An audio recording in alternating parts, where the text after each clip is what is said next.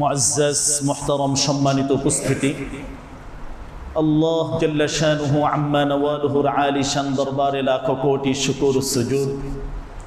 যে মহান আল্লাহ রব্বুল ইজ্জত ওয়াল জালাল অত্যন্ত দয়া করে মায়া করে পবিত্র মাস রমাদানুল মুবারকের আজকে এই তৃতীয় জুমার সালাত আদায়ের জন্য পৃথিবীর সর্বশ্রেষ্ঠ জায়গা আল্লাহর পবিত্র ঘর জামে মসজিদে আমাদেরকে আসার এবং বসার তৌফিক এবং সুযোগ দিয়েছেন। সর্বপ্রথম মহান মালিকের দরবারে শুকরিয়া আদায় করি, অন্তরের অন্তঃস্থল থেকে কালিমাতুশ শুকর আদায় করি, আলহামদুলিল্লাহ। সম্মানিত উপস্থিতি, বছরের সেরা সময় আমরা উপভোগ করছি, রমাদানুল মুবারকের মাঝে আছি। এর দুই ভাগে চলে গিয়েছে। রমাদানুল মুবারকের মূল যে সময়টা, সবচেয়ে গুরুত্বপূর্ণ যে সময়গুলো, এই সময়গুলো এখন আমাদের সামনে আছে। একজন মুসলিম হিসাবে আল্লাহর রসুলের প্রতি ভালোবাসা রেখে আমরা আমাদের মতো ইবাদত করছি। তবে এখন যে সময়টিতে আছি, এই সময়টা আমাদের জীবনের জন্য সর্বশ্রেষ্ঠ সময় আমরা বানাতে পারি। ভাষায় বর্ণনা করা সম্ভব নয় যে কত গুরুত্বপূর্ণ মুহূর্তগুলো এখন আমাদের সামনে আসছে। এই সময়গুলো সঠিকভাবে কাজে লাগিয়ে আল্লাহর অসংখ্য বান্দাবান্দিরা আল্লাহ সুবহানাহু ওয়া তাআলার প্রিয় পাত্র হয়ে যাবেন, আল্লাহর ভালোবাসার মানুষ হয়ে যাবেন, জীবনের গুনাহগুলো মাফ করিয়ে ফেলবেন। আবার হয়তো বা এমন কিছু মানুষও থেকে যাবে যারা অলসতা অবহেলায় আগের মতোই থাকবে, সময়গুলো সময়ের গতিতে চলে যাবে, পরবর্তীতে হয়তো আফসোস আর হতাশ হবে যে হায় কিছুই তো করতে পারলাম। তো একজন বুদ্ধিমানের জন্য এখনই সর্বশ্রেষ্ঠ সিদ্ধান্ত নেওয়ার সময় যে এই যে 10 দিন আছে আমাদের সামনে, এই 10টা দিন আমি কিভাবে কাটাবো। একটা সময়সূচি নিজেরা নির্ধারণ করে নেওয়া, সর্বোচ্চ গুরুত্ব দিয়ে ইবাদতগুলো কিভাবে করা যায় সেই পরিকল্পনাগুলো গ্রহণ করা, কিভাবে এই সময়টা সবচেয়ে বেশি সর্বাধিক উপযুক্ত হিসাবে আল্লাহর কাছে গ্রহণযোগ্য হয় এমনভাবে কাজে লাগানো যায়, সেই কর্মসূচি হাতে রাখা। বিশেষ করে এই সময়ে যখন বিশ্বনবী সাল্লাল্লাহু আলাইহি ওয়াসাল্লাম উপস্থিত হতেন, শেষ দশকের এই 10 দিন শুধুমাত্র কেবলমাত্র একমাত্র আল্লাহ তাআলার জন্যই বিশ্বনবী নির্ধারণ করে দিতেন। এটা একটা মূল কথা। সমস্ত সম্পর্ক বিচ্ছিন্ন করে এই সময়টা সর্বোচ্চভাবে গুরুত্ব দিয়ে কিভাবে ইবাদতের মাঝে কাটানো যায় সেই চেষ্টা, সেই সিদ্ধান্ত নিজে এবং পরিবারের সদস্যদেরকে সাথে নিয়ে আল্লাহ রসুল এটা করতে। অনেকগুলো হাদিস আমরা এমন দেখব যে বিশ্বনবী এই সময়ের কর্মসূচিগুলো হাদিসে কিভাবে আসছে। তাহলে শেষ দশক সবচেয়ে সুন্দর একটি সময়, সবচেয়ে দামি, মূল্যবান, মহামূল্যবান এক সময় আমাদের সামনে আছে। বিশ্বনবী সাল্লাল্লাহু আলাইহি ওয়াসাল্লামের আমলগুলো যদি মৌলিকভাবে দেখি এবং ইসলামিক দিক নির্দেশনাগুলো যদি আমরা একটু ফলো করি, তাহলে দেখব এই সময়ে বছরের শ্রেষ্ঠতম রজনী আল্লাহ তাআলা আমাদের জন্য দিয়েছেন। এই রাত্রিটা আল্লাহ তাআলা অনির্ধারিত রেখেছেন যাতে করে বেশি ইবাদতের সুযোগ বান্দার তৈরি হয়। আমাদের সকলেরই জানা আছে বেজোর যে রাত্রিগুলো আমাদের সামনে আসবে, আজকের রাত্রি এটা প্রথম রাত্রি, এভাবে আমরা বেজোর রাত্রিগুলো যদি আমরা গণনা করি, এই রাত্রিগুলো জীবনের সর্বশ্রেষ্ঠ একটি সময় আমরা অতিবাহিত করব। সময়টা তো চলে যাবে, কিন্তু আমি কোন অবস্থায় থাকবো, আমার দ্বারা কি কি আমল হবে, এখনই সিদ্ধান্ত নিয়ে আল্লাহর কাছে দোয়া করা যে আল্লাহ আপনি তাওফিক দেন। আপনি যদি তাওফিক না দেন তাহলে আমাদের পক্ষে সম্ভব নয়। আপনি যদি কবুল না করেন তাহলে আমরা এই লাইনে অগ্রসর হতে পারবো না। মালিক, আপনি সুযোগ দান করেন। আল্লাহ সুবহানাহু ওয়া তাআলার সাথে যোগাযোগ করে একটা ইবাদতের তৌফিক, পারঙ্গমতা আল্লাহর কাছ থেকে চেয়ে নিতে হবে। তাহলে লাইলাতুল কদর এই সময়ের শ্রেষ্ঠতম একটি রজনী। এই রাত্রিকে কেন্দ্র করে আমাদের কি কি করণীয় আছে, কি কি বর্জনীয় আছে, কি আমল আছে, এ সম্পর্কে মৌলিক কিছু কথা ইনশাআল্লাহ। দ্বিতীয় যে বিষয়, এই রাত্রিটাকে সঠিকভাবে পাওয়ার জন্য, সঠিকভাবে পূর্ণাঙ্গভাবে কাজে লাগানোর জন্য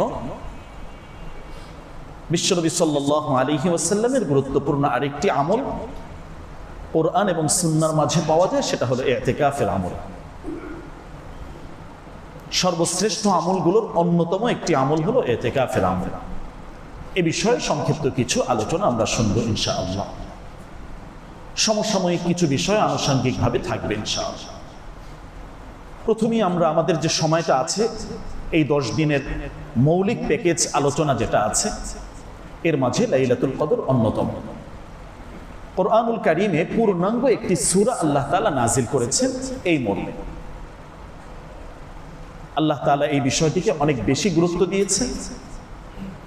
বছরের যতগুলো রাত আছে এর মাঝে সবচেয়ে গুরুত্বপূর্ণ, সর্বাধিক গুরুত্বপূর্ণ আমলের দিক থেকে শ্রেষ্ঠতম রজনী হলো লাইলাতুল কদর। কদর অর্থই হলো আমরা যেটাকে ভাগ্য রজনী বলি। আমরা অনেক সময় বুঝতে তো শুধু লাইলাতুল বারাআত ওটার দিকে নিয়ে যাই, কিন্তু কোরআন এবং সুন্নাহয় সঠিকভাবে যেটা আসছে, ফিহা ইউফরাকু কুল্লু আমরিন হাকিম, সমস্ত বিষয়ের চূড়ান্ত ফয়সালা যে হয়, এই ফয়সালাটা আল্লাহ তাআলা ফেরেশতাদের কাছে ধরিয়ে দেন। এটা হলো এই লাইলাতুল কদরে ভাগ্য রজনী। আমাদের হায়াত, আমাদের মওত, আমাদের রিজিক, আমাদের সুস্থতা, সামগ্রিক বিষয়ের চূড়ান্ত ফয়সালা আল্লাহ সুবহানাহু ওয়া তাআলা এই রাতে করেন। একটু চিন্তা করেন যে কি পরিমাণ গুরুত্বপূর্ণ এই বিষয়টা আমাদের জন্য। যদি একটা দোয়া কবুল হয়ে যায়, সারা বছর হয়তো বা আল্লাহ তাআলা আমাদেরকে ভালো রাখবেন। একটি দোয়া যদি কবুল করাতে পারি, তাহলে এই একটি দোয়ার বরকতে 83 বছর 4 মাস লাগাতার টানা ইবাদতের সব আল্লাহ আমলনামায় দান করবেন। সুবহানাল্লাহ, সুবহানাল্লাহ। এই লাইলাতুল কদর ভাগ্য রজনী যেটা, এর মাধ্যমে চূড়ান্ত এই বিষয়গুলোর ফয়সালা হয়। এর পেছনে শানে নুজুল হিসাবে যে আলোচনাগুলো আসে, দীর্ঘ বেশ অনেক আলোচনায় আসছে। সাহাবায়ে কেরাম পূর্ববর্তী উম্মতের দীর্ঘ হায়াত নিয়ে একটা আফসোস করতেন যে এরা এত দীর্ঘ হায়াত পেয়েছেন, অনেক ইবাদতের সৌভাগ্য তারা পেয়েছেন। 1000 বছর এক একজনের হায়াত, এর থেকেও বেশি, কম বেশি কাছাকাছি এত দীর্ঘ সময় তারা পেয়েছেন। কত ইবাদতই না তারা করেছেন। সাহাবায়ে কেরামের মনের ভিতরে একটা কষ্ট যে আমরা তো এত দীর্ঘ হায়াত পাবো না, তাহলে আমরা কিভাবে এত ইবাদত করব? আল্লাহ তাআলা বিশ্ব নবীকে যেভাবে সম্মানিত করেছেন, নবীজির বরকতে এই উম্মতকেও আল্লাহ তাআলা সম্মানিত করে দিয়েছেন। সুবহানাল্লাহ। এই উম্মতের বৈশিষ্ট্য, মর্যাদা আল্লাহ তাআলা বাড়িয়ে দিয়েছে। তোমরা তো দীর্ঘ হায়াত পাবে না, 60 বছর, 70 বছর, 100 বছরের ভিতরেই তোমরা থাকবে, কিন্তু এই সময়ের ভিতরে এমন কিছু মুহূর্ত আমি তোমাদেরকে দিব, যে মুহূর্তগুলো আমার সাথে একটু ভালোবাসার প্রেম বিনিময় করতে পারলে তারা যে 1000 বছর হায়াত পেয়েছেন, তাদের থেকে বহু গুণ সব আমি তোমাদেরকে বাড়িয়ে দেব। সুবহানাল্লাহ, সুবহানাল্লাহ ওয়া বিহামদিহি, সুবহানাল্লাহ ওয়া বিহামদিহি। তাহলে এরকম আমাদের 60 বছর যদি আমরা হায়াত পাই, এর মাঝে জীবনে 40টা লাইলাতুল কদরও যদি আমাদের জীবনে জমা করতে পারি, লেগে যায়, তাহলে এক একটা লাইলাতুল কদরে 83 বছর 4 মাস। সুবহানাল্লাহ। কত হায়াত, কত দীর্ঘ আমলের সুযোগ আল্লাহ তাআলা দিয়েছে। তাহলে প্রিয় ভাই, সাহাবায়ে কেরাম যেভাবে আফসোস করেছেন, তাদেরকে সান্ত্বনা দিয়েছেন, আল্লাহ তাআলা আয়াত নাজিল করেছেন, সরাসরি জিবরাইল আমিনকে আল্লাহ তাআলা পাঠিয়ে দিয়েছেন। এটা আমাদের জন্য অত্যন্ত সৌভাগ্যের একটি সুসংবাদ। এটাকে ওভাবেই গ্রহণ করা, এই রাতটাকে সর্বোচ্চ গুরুত্ব দিয়ে যেভাবে কাজে লাগানো যায় সেই চেষ্টা করা। শপিংয়ে ব্যস্ত না থেকে ইবাদতের মাঝে কিছু কাটানোর চেষ্টা করা আমাদের নিজেদের জন্যই উপকারী হবে। আখিরাতের কিছু পাথেও এখানে জমা হবে। এই রাতের যে বৈশিষ্ট্যগুলো কোরআনুল কারীম থেকে আমরা দেখতে পাই, এই সূরা কদরের ভিতরে আল্লাহ তাআলা অনেকগুলো বিষয় আলোচনা করেছে। মৌলিক 4টি পয়েন্ট আল্লাহ সুবহানাহু ওয়া তাআলা এখানে কথা বলেছেন। রব্বে কারীম প্রথমেই যে বিষয়টি আমাদেরকে জানিয়ে দেন যে এটা এত মূল্যবান, এত মর্যাদা, এর মূল বৈশিষ্ট্যটা আসলে কি এটা তোমরা জানো? আল্লাহ সুবহানাহু ওয়া তাআলা বলছেন, ইন্না আনজালনাহু ফি লাইলাতিল কদর। এই রাত্রি সম্মানিত হয়েছে, মর্যাদার হয়েছে, শ্রেষ্ঠের হয়েছে। এই শ্রেষ্ঠত্ব অর্জন করার মূল কারণ ছিল আল্লাহ তাআলা এই রাতে পূর্ণাঙ্গ কোরআনটা নাজিল করেছেন। সুবহানাল্লাহ, সুবহানাল্লাহ। তাহলে কোরআনের মাধ্যমে আল্লাহ তাআলা এই রাতকে সম্মানিত করে দিয়েছে। এটা একটা মৌলিক বৈশিষ্ট্য। আনুষঙ্গিকভাবে শিক্ষার যে বিষয় এখানে আছে, যে কোরআনের মাধ্যমে এই রাত বছরের শ্রেষ্ঠ রাত হয়েছে, ওই কোরআনটা যদি আমাদের মাঝে থাকে, আমাদের জীবনে থাকে, আমাদের পরিবারের মাঝে থাকে, তাহলে আমরাও শ্রেষ্ঠ হয়ে যাব ইনশাআল্লাহ। বয়সের কারণে মানুষ যে শুধু মর্যাদা পায় বিষয়টি এমন নয়। কোরআনের জ্ঞান, কোরআনের মাধ্যমে আল্লাহ এই রাতকে শ্রেষ্ঠ করেছেন। কোরআন যে জায়গায় নাজিল হয়েছে, গারে হেরা সমস্ত পাহাড়ের মাঝে শ্রেষ্ঠতম পাহাড় হয়েছে। কোরআন যে জায়গাগুলোতে নাজিল হয়েছে, ওই জায়গাগুলোতে আল্লাহ কিয়ামত পর্যন্ত সম্মানিত করে রেখেছেন। তো এই কোরআনগুলো যাদের মাঝে থাকবে, যাদের পরিবারের মাঝে থাকবে, যাদের সিনার ভিতরে থাকবে, তাদেরকেও আল্লাহ তাআলা ওইভাবে যুগ যুগ ধরে শ্রেষ্ঠ করে রাখবেন। সুবহানাল্লাহ। কোরআনের ইজ্জতে, কোরআনের সম্মানে এই বিষয়গুলো সম্মানিত হয়ে যায়। এটা কোরআনুল কারীমের সাথে যে কাপড়টা লাগে, সেটা সম্মান আল্লাহ তাআলা বাড়িয়ে দেন। নিচে পড়ে গেলে চুমু দেয়, বুকে লাগায়। সাধারণ একটা কাঠের ভিতরে রেহাল যেটাকে আমরা বলি, এটার উপরে যখন কোরআনটা রাখা হয়, এর থেকে অনেক দামি দামি কাঠ তো আমাদের ঘরের দরজার ভিতরে আছে, বিভিন্ন আমাদের অনেক জায়গায়গুলো আছে। তো ওতে পা লাগে, ঝাড়ু লাগে, কত কিছু লাগে। একবার তো কেউ সালাম করে না, চুমু দেয় না। তো সাধারণ একটা কাঠ হয়তো ভেঙে গেছে, ঘনে ধরেছে, ওটাও যখন ভুল কর্মে কারো পা লাগে বা নিচে পড়ে যায়, সেটাকেও একটা শ্রদ্ধার সাথে চুমা দেয়, বুকে জড়ায়। এর পিছনে কারণটা কি? এই কোরআনুল কারীম, যে কোরআনটা এর উপর রাখা হচ্ছে, কোরআনের মাধ্যমে কোরআনটাকে এখান থেকে তেলাওয়াত করা হচ্ছে। তাহলে আনুষঙ্গিকভাবে এটা অত্যন্ত গুরুত্বপূর্ণ একটা বিষয় যে আমরা যদি মর্যাদার হতে চাই, আমরা যদি শ্রেষ্ঠত্ব অর্জন করতে চাই, তাহলে আমাদের নিজেদের ভেতরে কোরআনটা আনা, আমাদের সন্তানদের প্রতি যত্নবান হয়ে তাদেরকেও এই কোরআনের শিক্ষায় শিক্ষিত করার জন্য চেষ্টা করা। এটা করলে দুনিয়াও আল্লাহ সম্মান দেবেন, আখিরাতেও সম্মান দেবেন। দুনিয়াও ইজ্জত দেবেন, আখিরাতেও ইজ্জত দেবেন। অভিভাবক যারা আছেন, সিদ্ধান্তের ক্ষেত্রে এটা একটা গুরুত্বপূর্ণ সিদ্ধান্ত নেওয়ার জায়গা যে আমার সন্তানকে আমি কোন লাইনে দিচ্ছি, আমি আল্লাহর কাছে দামি হওয়ার জন্য আসলে কোন পথে আমি হাঁটছি। সিদ্ধান্তের ক্ষেত্রে এটা একটা গুরুত্বপূর্ণ বিষয়। তাহলে প্রথম আয়াতে আল্লাহ সুবহানাহু ওয়া তাআলা কোরআন নাজিলের কারণে এ রাতের সম্মান দিয়েছেন, এ রাতকে শ্রেষ্ঠ বানিয়েছেন, এই মর্মে আল্লাহ তাআলা ঘোষণা দিয়েছেন। ওমা আদরাকা মা লাইলাতুল কদর, লাইলাতুল কদরি খায়রুম মিন আলফি শাহর। এই লাইলাতুল কদরের বৈশিষ্ট্যটা হলো, ওই যে আগেই বলেছি, সাহাবায়ে কেরামের মনের ভিতরে একটা কষ্ট ছিল যে অল্প হায়াতে এত দীর্ঘ ইবাদত কিভাবে করবে। আল্লাহ সুবহানাহু ওয়া তাআলা সেই সুযোগটা করে দিয়েছে। খায়র আরবিতে সর্বোচ্চ শ্রেষ্ঠতম একটি শব্দ, হাজার মাসের থেকেও এটা শ্রেষ্ঠতম। একজন মানুষ টানা 1000 মাস এভাবে যদি ইবাদত করে, তাহলে সে যে সওয়াব পাবে, আল্লাহর কোন প্রিয় বান্দাবান্দির সৌভাগ্যে যদি এই লাইলাতুল কদরটা লেগে যায়, তাহলে এই এক রাতের ইবাদতের চেয়ে এর থেকেও শ্রেষ্ঠ বেশি ইবাদতের সওয়াব আল্লাহ তাআলা আমলনামায় দান করবেন। সুবহানাল্লাহ, সুবহানাল্লাহ। বেশির পরিমাণ কত সেটা আল্লাহ তাআলা নিজের কাছেই রেখেছেন। একেবারে কমসে কম এই পরিমাণ সে পাবি, এটা আল্লাহর ওয়াদা। প্রিয় ভাই, সরাসরি কোরআনুল কারীমের আয়াত। কি করা দরকার এটা নিজেরা সিদ্ধান্ত নেই যে কিভাবে রাতটাকে আমি উপভোগ করব, কিভাবে রাতটাকে আমি কাজে লাগাবো, নিজেরাই সিদ্ধান্ত নেই। স্বয়ং আল্লাহ জাল্লা শানহু যে ব্যাপারে বলেছেন যে এর থেকে শ্রেষ্ঠ, স্বাভাবিক হিসাব গণনা করলে 83 বছর থেকে শ্রেষ্ঠ এত হায়াত তো আমরা পাবো না।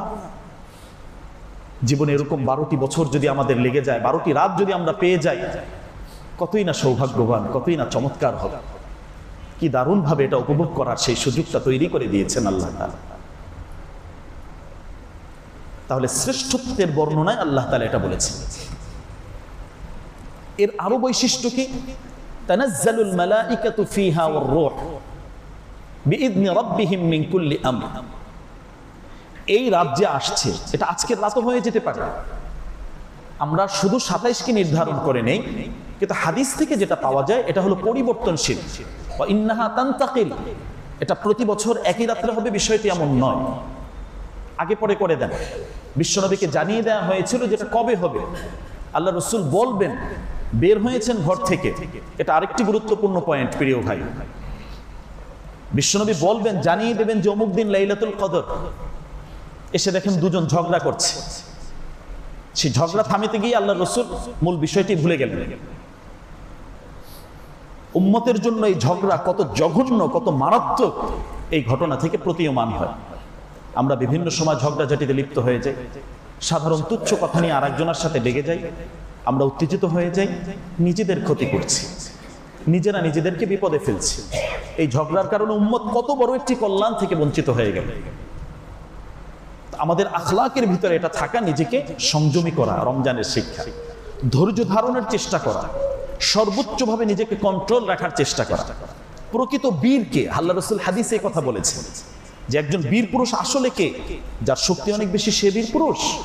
বিশ্বনবী হাদিসে বলেন যে না, আসলে একজন বীর পুরুষ, প্রকৃতপক্ষে সঠিকভাবে বীর পুরুষ হলেন তিনি যিনি রাগের অবস্থায় নিজেকে কন্ট্রোল করতে পেরেছেন, সাথে সাথে নিজেকে নিয়ন্ত্রণ করতে পেরেছেন। এই ব্যক্তি হলো প্রকৃতপক্ষে বীর।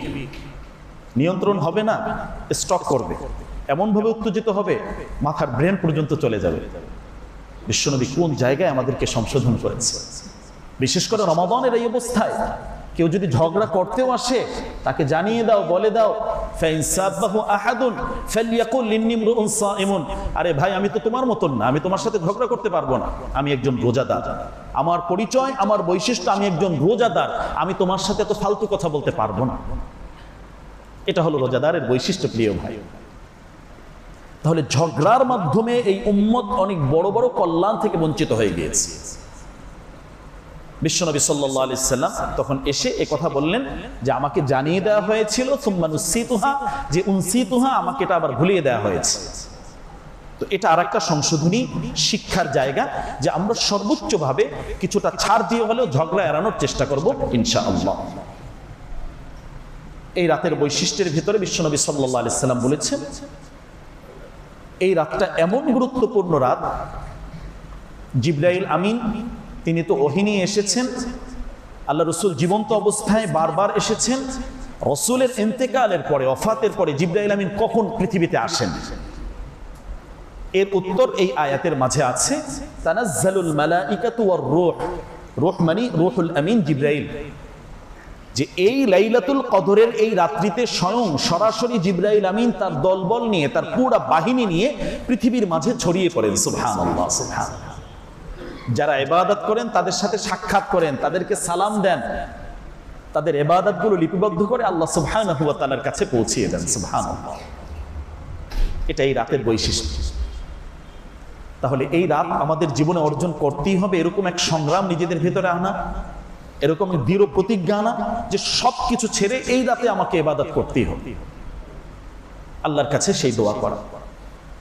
এবং এই রাতটা যেহেতু নির্ধারিত না, 5 রাতের মাঝেই আল্লাহ তাআলা রেখেছেন, এবং বিষ্ণুনবী বলেছেন এটা খুঁজতে হবে। আমাদের একটা গুরুত্বপূর্ণ বিষয় যদি হারিয়ে যায়, আপনার অনেক দামি একটি গহনা যদি হারিয়ে যায়, অনেক বড় অঙ্কের একটা চেক যদি হারিয়ে যায়, তাহলে কি পরিমাণ ব্যস্ত হয়ে যায় এটা খোঁজার জন্য, অনুসন্ধান করার জন্য কি পরিমাণ আমাদের ভেতরে এক পেরেশানি কাজ করে। এটা যেভাবে সহজে বুঝি প্রিয় ভাই, এর থেকে আরো সহজে বোঝা উচিত। আল্লাহ রাসূল ওর চেয়েও অনেক শক্তিশালী শব্দ এখানে ব্যবহার করেছেন, তাহাররু লাইলাতুল কদর। তোমরা এটা অনুসন্ধান করো, এটা খুঁজো। তোমার হারিয়ে যাওয়া জিনিস যেভাবে তুমি খুঁজো, তার থেকে বেশি গুরুত্ব দিয়ে লাইলাতুল কদর তোমাকে খুঁজতে হবে। এটা আসবে, কিন্তু আমাকে নিজে অগ্রসর হতে হবে। আমি যদি 1 হাত আল্লাহর দিকে অগ্রসর হই, আল্লাহ তাআলা 2 হাত আমার দিকে রহমত নিয়ে অগ্রসর হয়ে যাবেন। সুবহানাল্লাহ। আমি যদি হেঁটে হেঁটে আল্লাহর দিকে যাই, আল্লাহ তাআলা দৌড়িয়ে রহমত নিয়ে বান্দার কাছে পৌঁছে যাবেন। সুবহানাল্লাহ। এগুলো হলো হাদিসে কুদসি। তো এই রাতটা খোঁজার জন্য নির্দেশ দেওয়া হয়েছে, তুমি খোঁজো। জিবরাইল আমিন আসছেন, প্রতি রাস্তার মোড়ে মোড়ে তিনি তার বাহিনী নিয়ে দাঁড়িয়ে আছেন, নামগুলো লিস্ট হচ্ছে, আল্লাহর কাছে পৌঁছিয়ে দেওয়া হচ্ছে। সারা বছরের তোমার রিজিকের ফয়সালা এখন হচ্ছে। রিজিকের ফয়সালা হবে আমি ঘুমন্ত অবস্থায় থাকব, সুস্থতার ফয়সালা হবে এখানে, আল্লাহ তাআলা এখানে ডাকবেন, আমি আমার শপিং আগে পরে তো করতে পারি প্রিয় ভাই।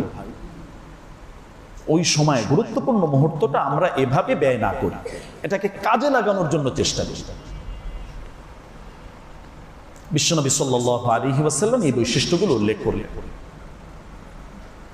এই সময়টুকু কতটুকু পর্যন্ত চলমান থাকে? এই যে ঘোষণাগুলো আল্লাহর পক্ষ থেকে হবে, আল্লাহ তাআলা রহমতের ফয়সালা করছেন, বান্দার এই প্রয়োজনগুলো পুরো করছেন, এটার সময়টা কতটুকু? আল্লাহ তাআলা এই আয়াতে বলছেন সালামুন, চতুর্থ বৈশিষ্ট্য, সালামুন হিয়া হাত্তা মাতলাইল ফাজর। ইফতার থেকে শুরু করে ফজর পর্যন্ত পুরা সময়টা জুড়ে, গোটা রাত ব্যাপী এই অফারগুলো তোমাদের জন্য চলমান থাকবে। সুবহানাল্লাহি ওয়া বিহামদিহি। তাহলে যেখানেই থাকি, যে অবস্থায় থাকি, বাড়িতে যাই, এখানে থাকি, এই রাতের অংশগুলো একটু পৃথিবীর যোগাযোগ থেকে বিচ্ছিন্ন হওয়ার চেষ্টা করবেন এবং সব ধরনের আমল যাতে রাতে আমাদের থাকে। আমি তো জানি না কবে হবে, কখন হবে। তো লাইলাতুল কদর হয়ে গেলে এই সময় যদি আমি 1 টাকা দান করি, 1 টাকা আমি দান করলাম, এই প্রত্যেক রাত্রে কিছু কিছু দান করতেই হবে। প্রত্যেক ভাইকে অনুরোধ করুন, 83 বছর 4 মাস লাগাতার দান করলে যে সব, সেই সবটা আল্লাহ তাআলা আমল নামায় দান করবেন। সুবহানাল্লাহ, অসাধারণ একটি ব্যাপার। বাইতুল্লাহর ইমাম মাহের আল মুআইকিন তিনি এই পরামর্শগুলো দিয়েছেন যে এই রাতের করণীয়র ভিতরে কি করবেন। কিছু দান সাদাকা করতেই হবে, প্রত্যেকটা উম্মতকে, পরিবারের সদস্যদের পক্ষ থেকেও করতে হবে। ছোট নাবালেগ যারা, তাদের পক্ষ থেকে মুরব্বীরা, অভিভাবকরা করবেন। বয়স্ক মা বাবা আছেন, তাদের পক্ষ থেকে করবেন। কিছু দান সাদাকার কথা এখানে আসছে, কিছু কোরআন তেলাওয়াতের কথা আসছে। কোরআন নাজিলের মাস, আল্লাহ সম্মান করেছেন। বড় তেলাওয়াত পারি না, সূরা ইখলাসের তেলাওয়াত তো পারি, সূরা ফাতিহার তেলাওয়াত তো পারি, এগুলো হলেও আমাদের তেলাওয়াতের যে অংশ আছে, এই আমলগুলো আমাদের করতেই হবে। কিছু দোয়া, কিছু ইস্তেগফার, এটা আমলের ভিতরে থাকতেই হবে। তাহলে এই রাতগুলো, আমরা 5টা রাত আমাদের সামনে আছে, এই 5 রাতে আমি আমার সময়টা কিভাবে কাটাবো, এখন থেকে একটা খসড়া নিজেরা নিজেদের মতো করে একটা সিদ্ধান্ত আমরা গ্রহণ করে নিতে পারি। তাহলে সব ধরনের আমলের কিছু না কিছু অংশ যাতে এখানে থাকে, এটা একটা গুরুত্বপূর্ণ বিষয়। এ ব্যাপারে বিশ্বনবী সাল্লাল্লাহু আলাইহি সাল্লামের হাদিস যদি আমরা দেখি, আল্লাহ রাসূল কি করতেন? যখন এই শেষ দশক আসতো, পৃথিবীর সমস্ত সম্পর্ক বিচ্ছিন্ন করে বিশ্বনবী মসজিদে ঢুকে যেতেন। মসজিদের ভেতরেই তার সময়টা কাটত, এই পরিবেশেই তিনি থাকতেন। রসুলের থেকে বেশি ব্যস্ত পৃথিবীতে কেউ নেই। আমরা তো আমাদের ব্যস্ততার কারণে পারি না। বিশ্বনবী তিনিও একজন ব্যবসায়ী ছিলেন, বিশ্বনবী তিনিও একজন রাষ্ট্রপ্রধান ছিলেন। তিনি এরকম হাজার হাজার সাহাবায়ে কেরামকে প্রতিদিন পরামর্শ দিতেন, তাদের সমস্ত কিছুর দেখাশোনা তিনি করতেন। তার এতগুলো পরিবার, প্রত্যেকটা পরিবারের খোঁজ খবর প্রতিদিন তিনি রাখতেন। এই সমস্ত কিছুর মাঝেও এই 10 দিন আর কারোর জন্য না, এটা আমার মালিকের জন্য, যে মালিক আমাকে সৃষ্টি করেছেন, তার জন্য আমি অক্ষ করে দিই। বিশ্বনবী এভাবে বলতেন, আহিয়া লাইলা, যে এই সময়টা আল্লাহর রাসূল জাগ্রত অবস্থায় থাকতেন, রাত্রিকালীন ইবাদতগুলো করতেন, রাত জাগরণ করতেন। তো আমাদের হায়াতে জিন্দেগিতে কত রাত জাগরণ হয়েছে? এই রাত জাগরণ হবে একমাত্র আল্লাহর জন্য ইবাদতের মাধ্যমে। শুধু নিজে একা করছেন বিষয়টা এমন নয়, অনেক ইবাদত নিজে করেছেন, এটা হাদিসে আসছে, কিন্তু এই হাদিসটা ব্যতিক্রমী একটা হাদিস। তিনি এটা বলতেন যে আইকাযা আহলা, পরিবারের সদস্যরা যারা আছেন, এই ছোট ছোট যারা, তাদেরকে উঠিয়ে দিতেন। মাশাআল্লাহ, আরবের ভিতরে এই আমলগুলো আছে। এই শেষ দশক ছোট্ট ছোট্ট বাচ্চারা সব মসজিদে, সব নামাজের ভিতরে দুষ্টামি কর বাবা, তারপর মসজিদে আয়, দেখ কিভাবে ইবাদত করতে হয়। আইকাযা আহলা, পরিবারের প্রতিটা সদস্যকে এই আমলের সাথে অংশগ্রহণ করাতে, বিবিদেরকে, বাচ্চাদেরকে, কন্যাদেরকে, আত্মীয় স্বজন যারা আছে, ভাই আল্লাহর রহমতের বৃষ্টি, স্বর্ণবর্ষণ হচ্ছে, এইটা থেকে তোমরা কিভাবে বঞ্চিত হবে? বঞ্চিত হওয়ার কোনো সুযোগই নাই। আমল করো, ওঠো, কিভাবে এটা নেওয়া যায় এই চেষ্টা করো। ওয়াশাদ্দাল মিজার, এমন একটা চমৎকার শব্দ বিশ্বনবী এখানে বলেছেন যে কোমরে শক্তভাবে গামছা বাঁধে কাজ মজবুতির সাথে করার জন্য এই শব্দটা চয়ন বিশ্বনবী এখানে করেছে। যে শক্তভাবে ইবাদতের জন্য যে প্রস্তুতি, সেই প্রস্তুতিগুলো গ্রহণ করুন। কোমরে তুমি গামছা বাঁধো, তোমার লঙ্গিটা শক্তভাবে গিট দিয়ে রাখো। হাদিসের ভিতরে অনেকগুলো ব্যাখ্যা আছে, এর ভিতরে শক্তিশালীভাবে ইবাদত করার জন্য সর্বোচ্চ চেষ্টা করা এবং স্ত্রী থেকেও দূরে থাকার চেষ্টা করা। কোমরের এই জায়গাটা গামছা বাঁধা, লঙ্গিটা শক্তভাবে গিট দিয়ে রাখি। তো বিশ্বনবীর আমলগুলো যদি আমরা দেখি, চমৎকার ভাবে এই বর্ণনাগুলো আল্লাহ রাসূল সাল্লাল্লাহু আলাইহি ওয়াসাল্লাম এখানে দিচ্ছেন। এই মহা সৌভাগ্যশীল সময়টা আমাদের সামনে আছে। বুঝানোর ভাষা আমার কাছে নাই প্রিয় ভাই। যেভাবে বোঝা যায় ওইভাবেই বোঝার চেষ্টা করুন যে হয়তো হায়াতে জিন্দেগিতে এটাই আমাদের শেষ, দ্বিতীয়বার এই লাইলাতুল কদর আর পাবো না। এত কিছুর ঘোষণা আল্লাহর পক্ষ থেকে হবে, আমার নিজেকে কিভাবে আমি বঞ্চিত করব। নিজের উপর একটু ইনসাফ করুন, নিজের উপর একটু রহম করুন, যে এই রাত্রিগুলো যাতে সময়গুলো সঠিকভাবে কাজে সঠিকভাবে আমরা কাজে লাগানোর জন্য সর্বোচ্চ চেষ্টা।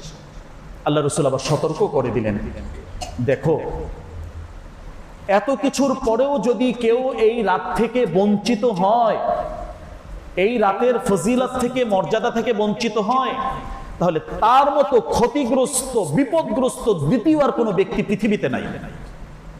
ফাকাদ হারামাল খায়রু কুল্লুহ, সকল কল্যাণ থেকে সে বঞ্চিত হয়ে গেল। আল্লাহ রাসূলের জবানের কথা।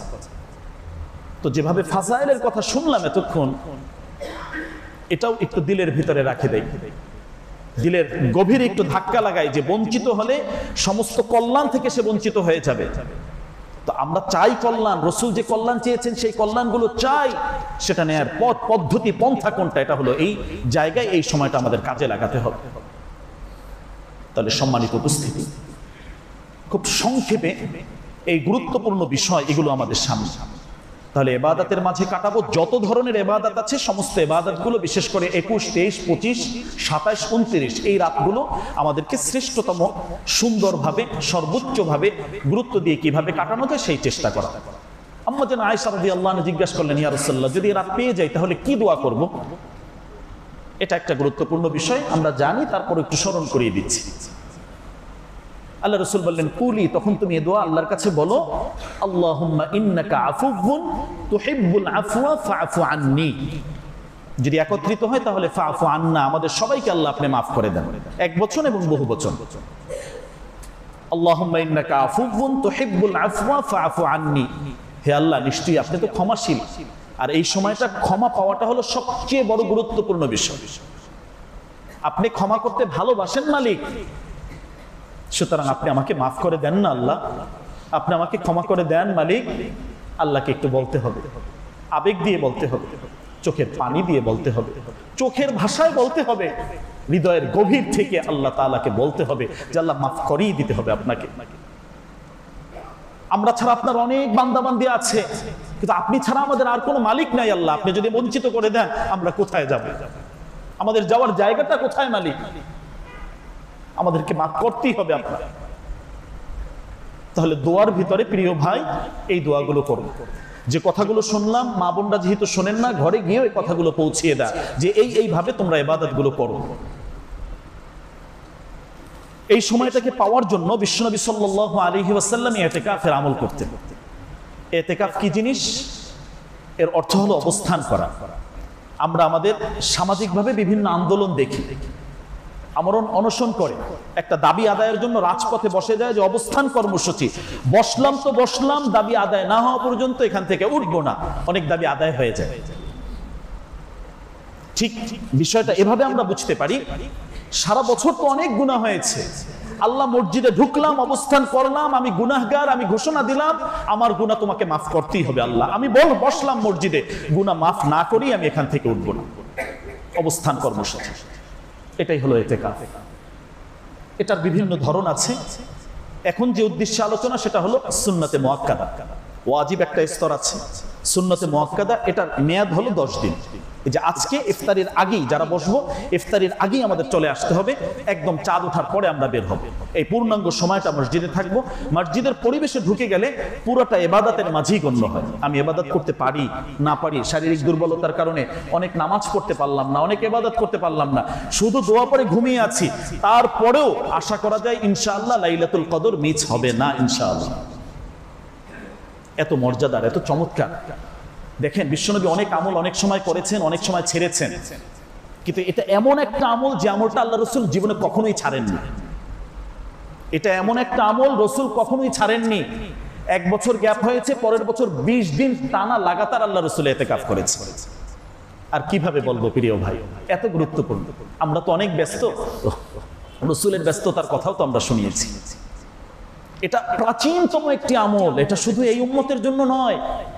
কোরআনুল কারীম আল্লাহ তাআলা ইব্রাহিম আলাইহিস সালাম যখন বাইতুল্লাহ পুনর্নির্মাণ করেছে, ওই সময়ের যে আয়াত, ওই আয়াতে আল্লাহ তাআলা এই ঘোষণা দিয়েছে, যারা ইতিকাফ করবে তাদের জন্য এই মসজিদকে পরিচ্ছন্ন রাখো, পবিত্র রাখো।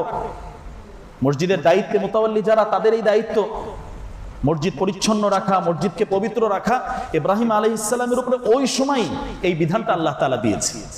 তাহলে পৃথিবীর প্রাচীনতম যে ইবাদতগুলো যুগ যুগ ধরে এই উম্মতের জন্য নয়, শুরু থেকে চলে এসেছে, তার মাঝে এটা ইতিকাফের একটা আমলটা অন্যতম একটি আমল। সুন্নতে মুআক্কাদাটা হলো এই 10 দিন টানা পূর্ণাঙ্গভাবে আমরা এটা করব।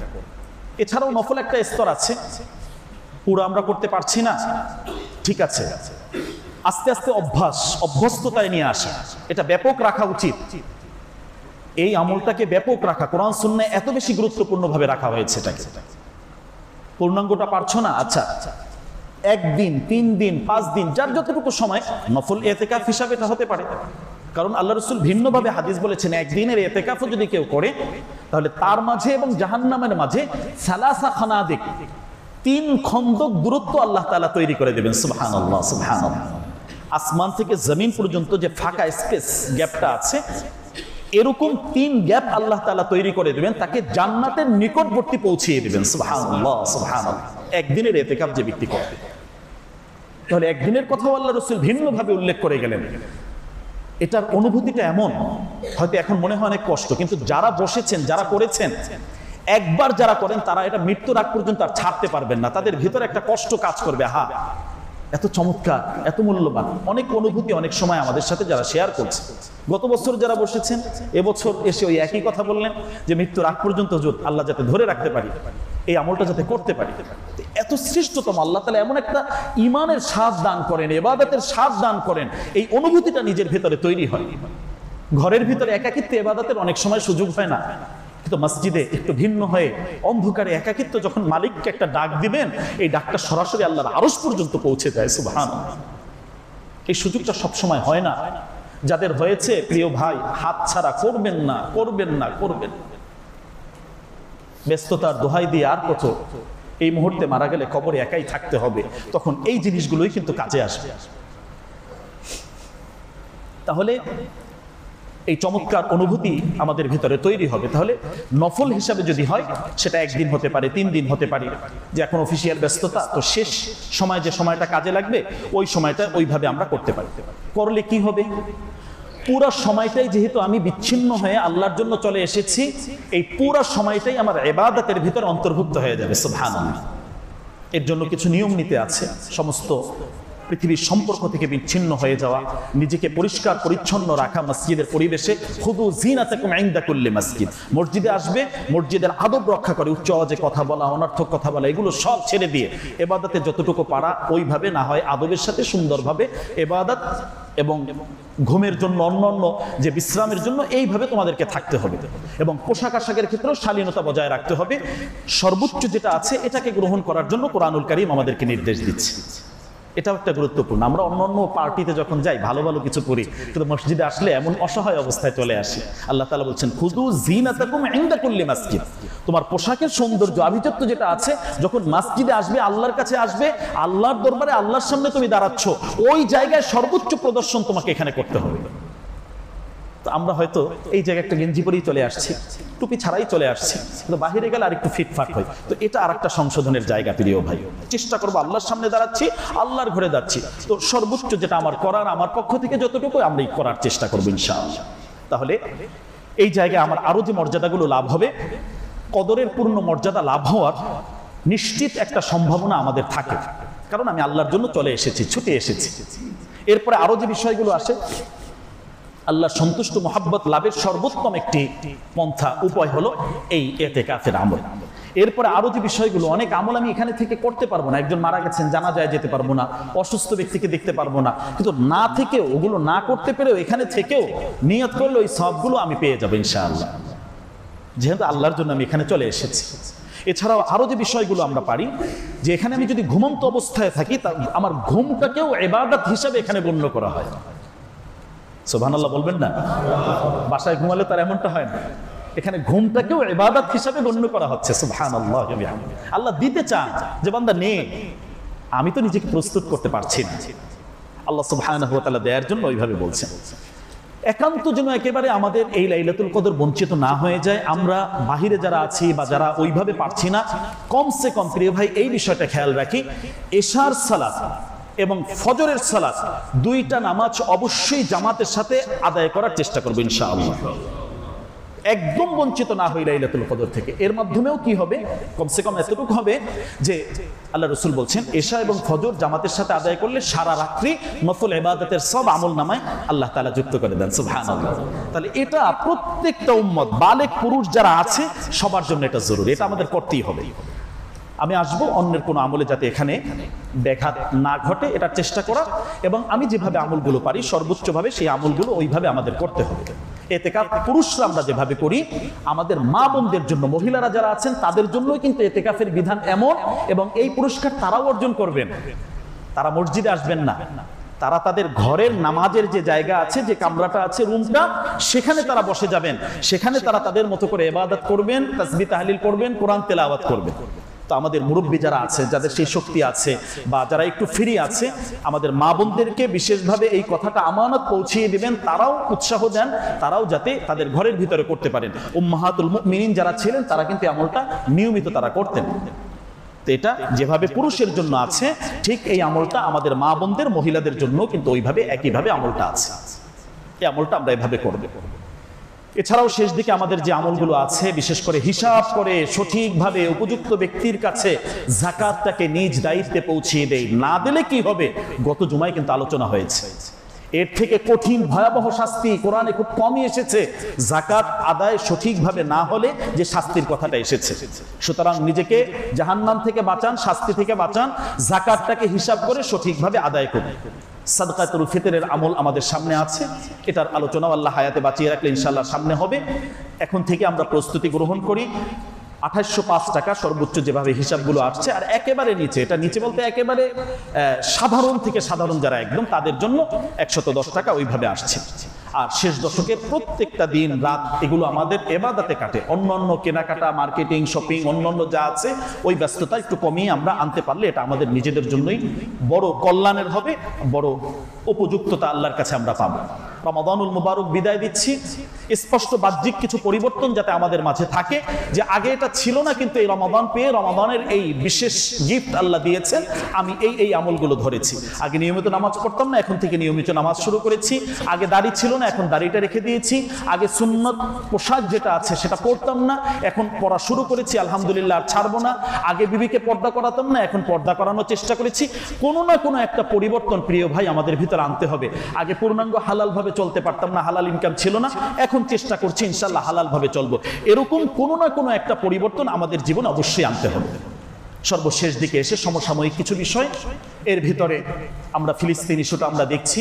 আল্লাহর কাছে বিশেষভাবে আজকে দোয়া কবুলের মুহূর্তে দোয়া করব, এবং ফিলিস্তিন ইস্যুতে খুব সরব থাকা, তাদের উপরে যেভাবে আবার হত্যা অবিচার শুরু হয়েছে, ছোট ছোট বাচ্চাদেরকে শহীদ করা হচ্ছে, আল্লাহ সুবহানাহু ওয়া তাআলার কাছে দোয়া, সাথে সাথে এর জন্য যেভাবে যে ব্যবস্থা নেওয়া দরকার ওইভাবে ব্যবস্থা নেওয়ার চেষ্টা করা। এবং আরো কিছু তীব্র প্রতিবাদ যেগুলো আছে, এই যে ভারতে রমাদানুল মুবারকে আমাদের মুসলিম ভাইদের উপরে বিভিন্ন ধরনের নির্যাতনের চিত্র আমাদের আমাদের সামনে আছে, তারাবি নামাজ পড়তে গিয়ে তাদের উপর অনেক ধরনের নির্যাতন, এর তীব্র প্রতিবাদ এবং নিন্দা, এবং সাথে সাথে আরও যে বিষয়গুলো আছে, আমাদের প্রত্যেকের ভেতরেই দেশপ্রেম যে জায়গাটা আছে, দেশপ্রেমটা আমাদের ভেতরে অটল এবং অবিচল রাখা উচিত। দেশের স্বার্থে, দেশের মানুষের স্বার্থে সর্বাবস্থায় আমাদেরকে ঐক্যবদ্ধভাবে থাকা উচিত। দিন তো সবসময় এক যায় না, বিভিন্ন সময় বিভিন্ন পরিবর্তন হয়। তো দেশপ্রেমের জায়গা থেকে আমরা যাতে ভুল না করি, এই বিষয়টাও আমাদের পরিপূর্ণভাবে ঠিক রাখা উচিত। অনেকেই আমরা বাড়িতে যাব, আমরা সফরের আদব যেগুলো আছে সেগুলো আমরা সুন্দরভাবে খেয়াল রাখি, এবং বাড়িতে গিয়ে আমাদের যে আত্মীয় স্বজন যারা আছেন তাদের খোঁজ খবর, তাদেরকে ঈদেতে খুশি করা, এটাও আমাদের একটা ইবাদতের অংশ। সেই ইবাদতটা যাতে আমরা সুন্দরভাবে করতে পারি, তাদের হকগুলো আমাদের রক্ষা হয়, এটাও আমরা যার যার অবস্থান থেকে চেষ্টা করবো ইনশাআল্লাহ। আমাদের কর্মচারী, কাজের সহযোগী যারা আছেন, তাদের বেতন বোনাস অবশ্যই পরিশোধ করা, সুযোগ হলে তাদের বকশিশ দেওয়া, এটাও একটা গুরুত্বপূর্ণ ইবাদতের মাঝে।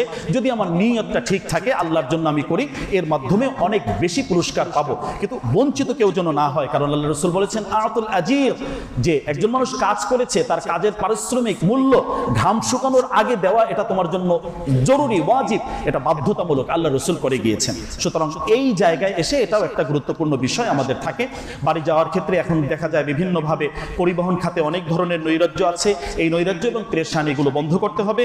সাথে সাথে আরও যে জরুরি বিষয়গুলো আছে, যে বাড়ি যাওয়ার সময় আমরা যারা, যেহেতু এবছর একটু দীর্ঘ সময় বন্ধ পাওয়া যাবে, তো দোয়া পড়ে আমাদের বের হওয়া এবং যাওয়ার সময় আমাদের ঘরের যে নিরাপত্তাগুলো, এগুলো সুন্দরভাবে, কারণ এই গ্যাপে অনেক সময় অনেক দুর্ঘটনা ঘটার সম্ভাবনা থাকে।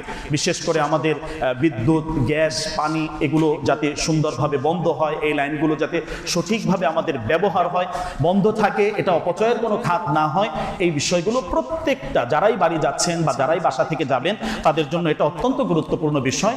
এই সময় যারা পাহারা দিবেন তাদেরকেও সুন্দরভাবে খোঁজ খবর রাখা। সামগ্রিকভাবে মোটামুটি এই বিষয়গুলো আমাদের সামাজিক, কিন্তু আমার নিয়ত যদি বিশুদ্ধ থাকে, এর মাধ্যমে আমি আল্লাহর কাছে অনেক বড় পুরস্কার পাবো, এর মাধ্যমে আল্লাহর কাছে অনেক বড় অবদান আমি রাখতে পারবো ইনশাআল্লাহ। তো সামগ্রিকভাবে আমাদের ঈদ সামনে যেহেতু আসছে, ঈদের আনন্দটা সবাই সুন্দরভাবে যাতে উপভোগ করতে পারে, আমাদের যার যার অবস্থান থেকে যে করণীয় আছে, সেই করণীয় জায়গা থেকে আমরা আমাদের দায়িত্বগুলো সঠিকভাবে আদায় করতে হবে। তাহলে মৌলিক কথা হলো যে আমরা শেষ দশকে আছি, সবচেয়ে গুরুত্বপূর্ণ সময়ে, এই সময় লাইলাতুল কদর আমাদের সামনে আছে, এটাকে যে কোনো মূল্যে হোক আমাদের ইবাদতের মাঝে আনতে হবে। এবং লাইলাতুল কদরকে পাওয়ার জন্য ইতিকাফ, ইতিকাফের জন্য যারা সুন্নতে মুআক্কাদার ইতিকাফে বসবো, আজকে ইফতারির আগেই আমরা মসজিদে ইনশাআল্লাহ নির্ধারিত নিয়ম মতো আমরা এসে বসে যাব ইনশাআল্লাহ। এরপরে শেষ দিকের যে সাদাকায়ে ফিতর সহ অন্যান্য আমল, এগুলো আমরা করার চেষ্টা করব। এবং বাড়ি যাবার যে সফরকালীন যে নিয়ম নীতিগুলো, আদবগুলো আছে, এগুলো আমরা খেয়াল রাখবো। আল্লাহ তাআলা আমাদের সমস্ত ইবাদতগুলো কবুল করেন। এই রমাদান যাতে জীবনের শেষ রমাদান না হয়, সুস্থতার সাথে, ঈমানের সাথে আল্লাহ তাআলা আগামী রমাদান পর্যন্ত আমাদের হায়াতকে দীর্ঘায়িত করে দিন, আমিন।